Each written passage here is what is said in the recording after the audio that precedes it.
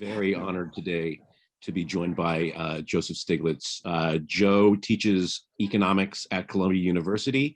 He is the former head of the Council of Economic Advisors, the former chief economist for the World Bank, the recipient of the Nobel Prize in Economics 20 years ago, Joe, if you can believe it, and the author of many, many books, the most recent of which is Measuring What Counts, the Global Movement for Well-Being. Joe, welcome to the Health and Wealth of America. Nice to be here. I want to focus a little bit on Washington, just because there's so much excitement and activity going on.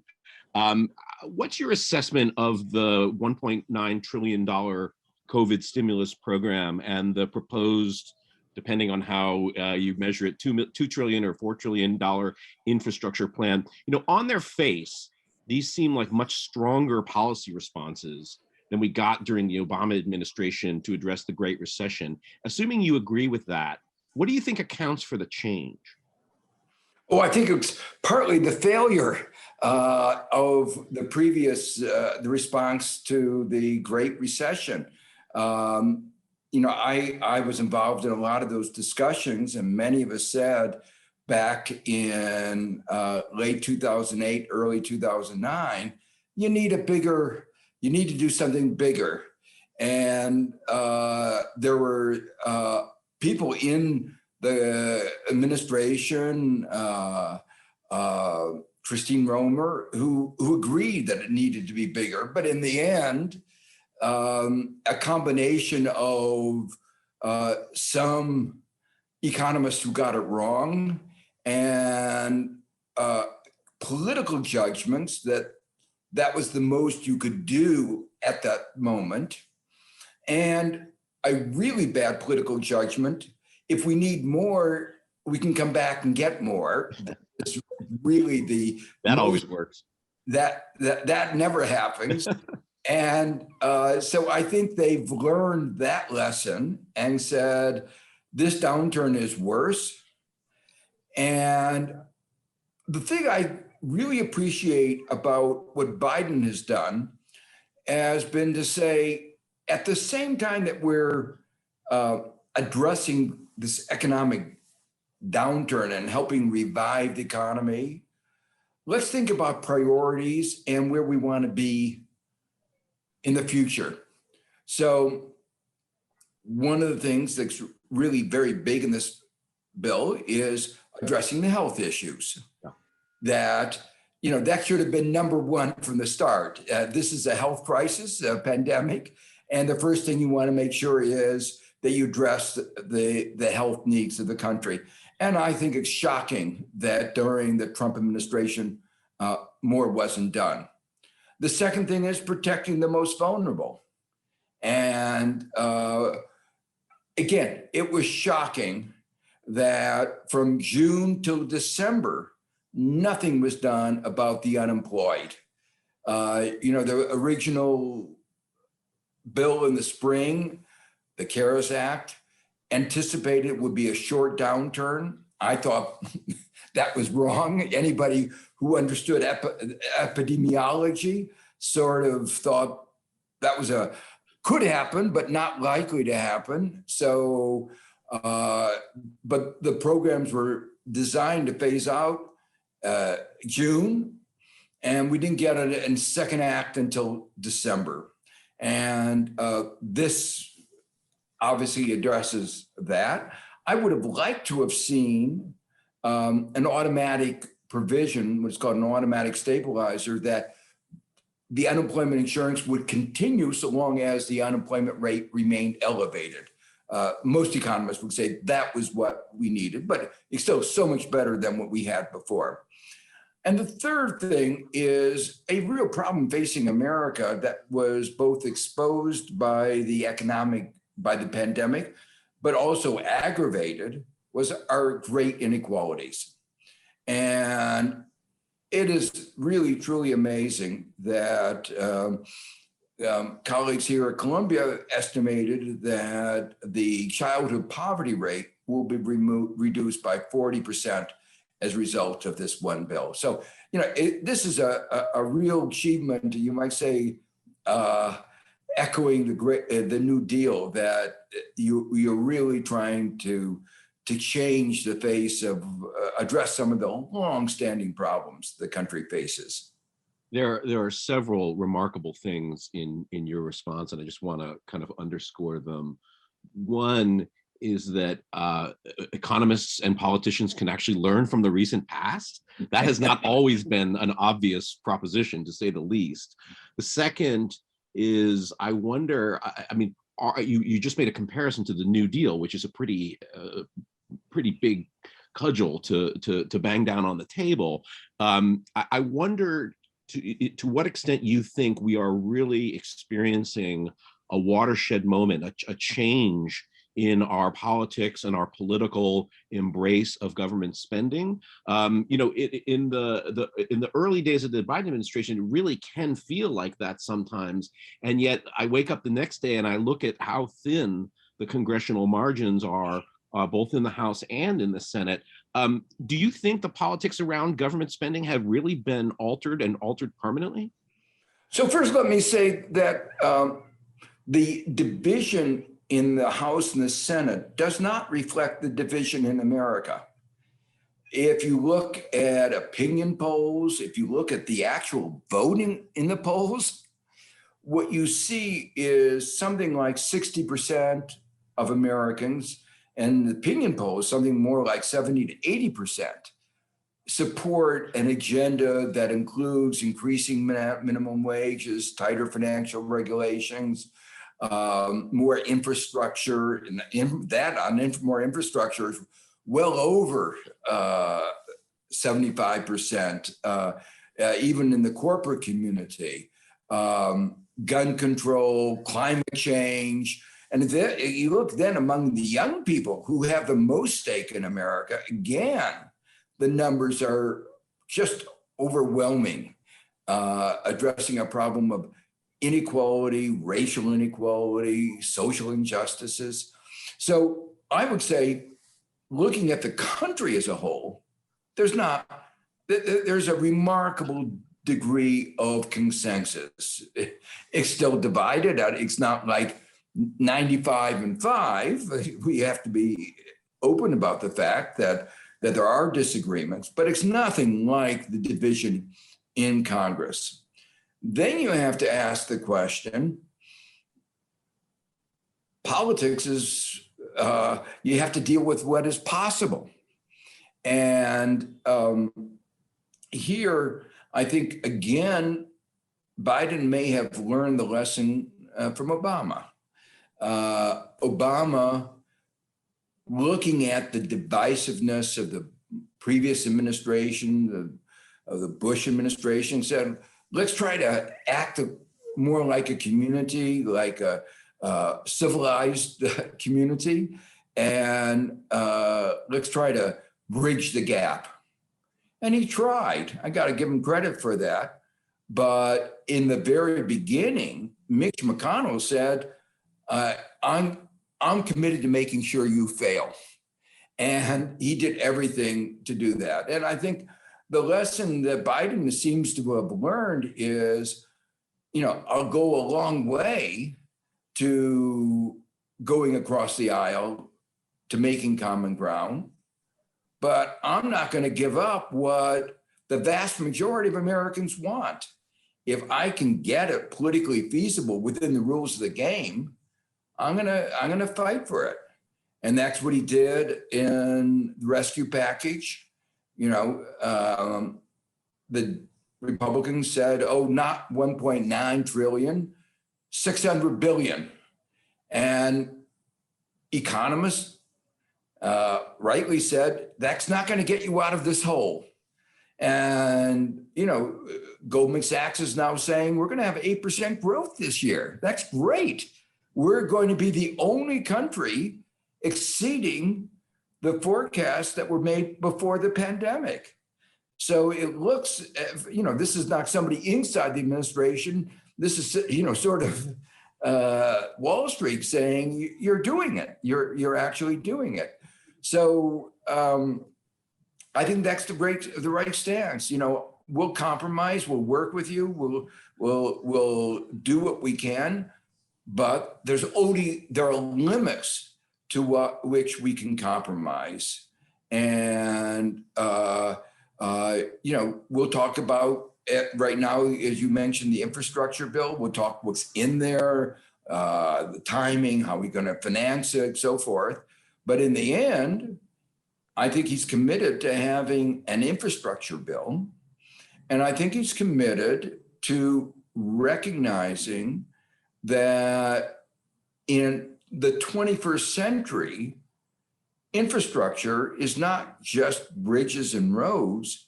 It's what we call soft infrastructure: knowledge, our research institutions, education, health, healthcare, caring for making a healthier and productive population. Childcare too. It's really reflecting 21st century economics. Yeah. You make a really good point about the popular support for stimulus and by most measures, I guess, infrastructure as well. I'm wondering if that suggests where the limits of what the Biden White House can accomplish. I mean, for example, there seems to be a lot more opposition, not surprisingly, to the proposed increase in a corporate tax.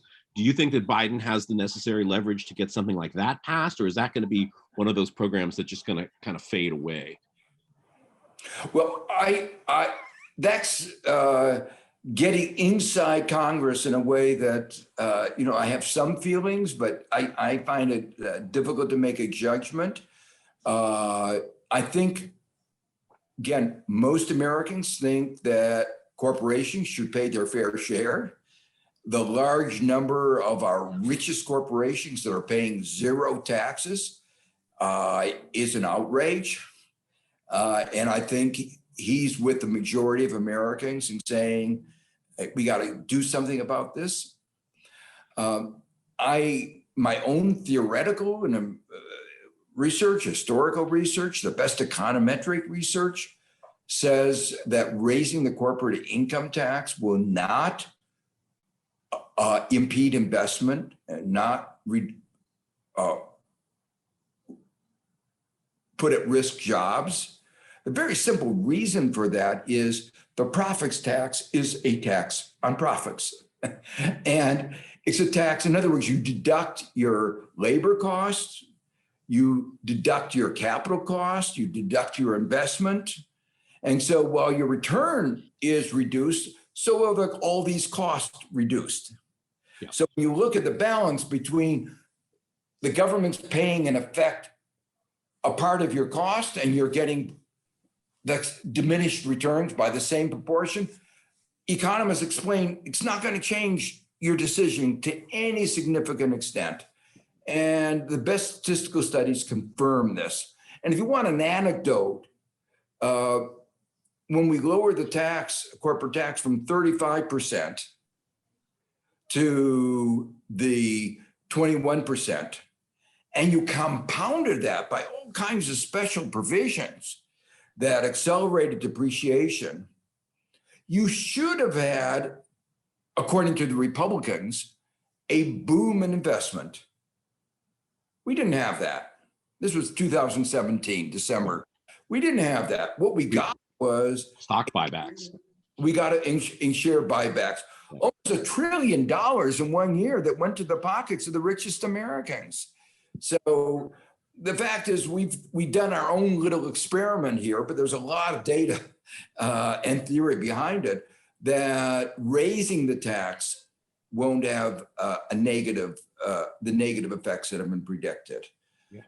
If you want my political forecast, for what it's worth, and I don't claim to have any real insight, you'll get most of the corporate tax revenue that Biden wants through increased enforcement, through closing loopholes, and a minimum tax, raising the minimum tax 5%, And then it may be possible to compromise from 28 to 25%. It's not the position I would advocate, but I think a lot of people in the corporate community would even agree to that kind of action. You know, after all, among corporate CEOs, there's a lot of anger that some of them are paying full freight, while a lot of their colleagues are getting off without paying any taxes at all. They think that's an unfair system. So they're as concerned as a lot of other Americans are, that just because some companies are better at tax avoidance or have less social conscience, is not a good thing for the rest of our society. With these massive spending bills, there have been some calls for concern that we might be stoking inflation. And there are some signs out there that inflation is maybe beginning to be something to be a little concerned about more than we have been in the last several years. Do you think those concerns are misplaced? And if so, why? I think the excessive worry about that is misplaced. First, let me say why I think it's really good for us to have a tight economy. We've had an insufficiency of aggregate demand, hidden unemployment for a long time. Sometimes people talk about the unemployment rate, but that doesn't really describe the real state of the labor market. One of the reasons wages haven't gone up is there's been really slack in the labor market. If you look at other indicia, like the fraction of working age population that's actually working, it's remarkably low in the United States compared to our past and compared to other countries. Like 50-year lows. Only time in our history that we bring in marginalized groups into our economy. Marginalized, I mean, minorities, women, and begin to see a compression in wages between the bottom and the top is when we run a really tight labor market. So I'd like to see our economy to be a little tighter. And I think most Americans would like to see the economy a little tighter. So I think that's a good thing. I hope we do get there. But if inflation starts to be a problem, we have tools. Yeah. But let me first say, before I come to that we will see some prices going up right now. Price of oil is going up. There may be some particular goods that get into scarcity that's going to, and people will notice that. Prices of some housing is going up in some places, going down where I live. So it's up and down. But the overall, one of the reasons why there's not too much of risk of inflation is we live in a global economy in which we're coming out of this downturn first and strongest with China. That means there's a global excess supply, and we can tap into that excess supply. One of the reasons why there's not been inflationary pressures for well over a quarter century is of this supply from emerging markets. So that's another reason I'm not worried. But if it should turn out that there is this inflationary pressure, we can raise interest rates. We've had close to zero interest rates now for a dozen years. It's not good for the capital markets. Nobody really thinks the right scarcity price of capital is zero. And when you have low interest rates, you get all kinds of distortions in capital markets, including the pricing of risk. And that makes us vulnerable to instability.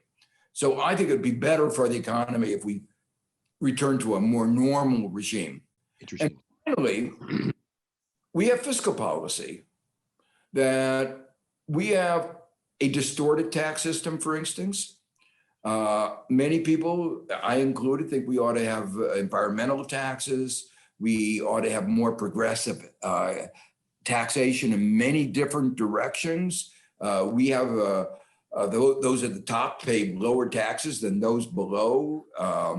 We have lots of, technical issues like step up a basis, a lot of inequities and distortions in our tax system. And there's a hesitancy to address them as long as the economy remains weak. And if we got a strong economy, we would be able to begin to address these distortions in our tax system. And so I think we would have a more efficient and a fairer tax system. And I hope that's one of the things down the line that we can do as the economy gets back to normal. Yeah. You mentioned the environment. Tomorrow's Earth Day, and I know that yesterday you testified before the Senate Budget Committee about the economic costs of climate change inaction. For those of us who were at this conference yesterday, can you give us a précis of what you told the Senate? Well, you put the main point that the cost of inaction is far greater than doing something. And it was even stronger. What I said is that dealing with climate change could be a real opportunity for the economy. It would stimulate innovation, which would help increase our standards of living.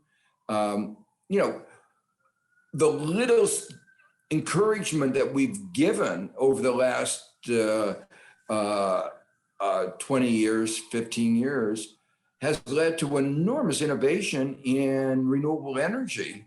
So the price of energy is coming down, and it was projected to go way up. We're already the beneficiaries, and we see it in the savings as we get into housing that's more energy efficient, cars that are more energy efficient, and these electric cars will last a lot longer than the old gasoline cars. So many of these innovations will save money. And if we're there first, what I try to suggest is it will redound to the benefit of the United States. Because what is our comparative advantage in the United States? I think one of our big sources of comparative advantage is innovation. And if we're leading it, we will be innovating in ways that will produce products that everybody in the world will want. You mentioned the benefits to the United States. We spoke earlier today to Dambisa Moyo, who's talking about deglobalization and how harmful that is to international cooperation. And I think everybody accepts that international cooperation is going to be necessary if we're going to effectively fight climate change. What are there any policy options available to us that would slow this process of sort of deglobalization and balkanization? You wrote a very influential book called Globalization and Its Discontents, in which you argued that the problem with globalization is not globalization per se, but the way that we were doing it up until that time. What should we be doing to create the right kind of globalization now?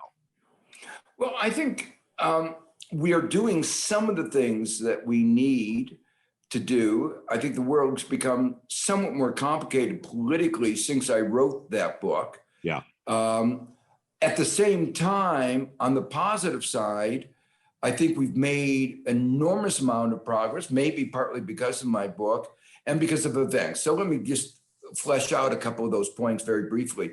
I think both the pandemic and climate change has made it clear we have to cooperate. We share a planet. The greenhouse gas molecules, CO2 molecules, don't carry passports, don't obey visas. The same thing about the virus. These are things we have to deal collectively. The same thing with dealing with the oceans and so forth. So we recognize that, and I'm pleased that Biden is working with the Chinese in dealing with climate change. That while we've expressed our concerns about human rights and democracy, we can say, well, okay, those are areas where we're going to be very vocal about our differences and views. There are some things where you have to work together.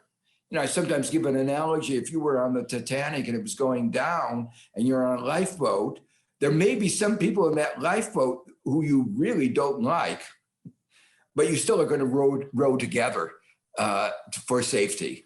So we are at risk, and I think it's really important for us to work together on those areas. Secondly, the international organizations have really, and particularly the IMF, has really reformed a great deal, much of my earlier criticism. And they put the issues of inequality to the top. They've abandoned this focus on austerity.